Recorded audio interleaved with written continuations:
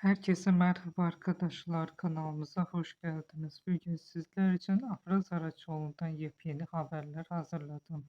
Afra Saraçoğlu son yıllarda Türk televizyon ve sinema dünyasında hızla yükselen, genç yaşına rağmen güçlü bir ekran etkisi yaratmayı başaran isimlerden biri olarak öne çıkar.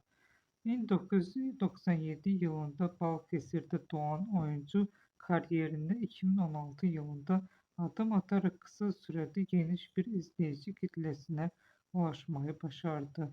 Onu farklı kılan en önemli özellik enerjik ve doğal oyunculuğunu derinlikli bir duyguyla birleştirmesidir.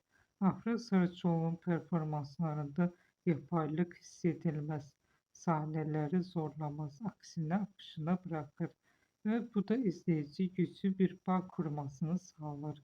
Özellikle Fazilet Hanım ve Kızları ve Yalı Çapkını gibi projelerdeki rolleri onun geniş kitleler tarafından tanınmasını sağladı. Oyunculuğun temelinde canlılık ve içtenlik vardır. Hem romantik hem de dramatik sahnelerde dengeli bir performans sergileyebilmesi onun çok yönlü bir oyuncu olduğunu gösterir. Küçük mimiklerle büyük duygular aktarabilmesi izleyicinin karakterle empati kurmasını kolaylaştırır. Afra Saraçoğlu sadece oyunculuğuyla değil, aynı zamanda ekran enerjisi ve duruşuyla da dikkat çeker. Genç yaşına rağmen disiplinli kariyer yaklaşımı onu kısa sürede sektörün öne çıkan kimliklerinden biri haline getirmiştir.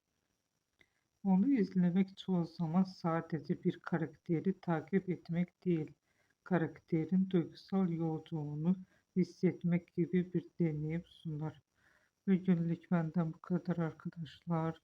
Yeniden görüşmek üzere. Hoşça kalın. Bizi izlemeyi unutmayın.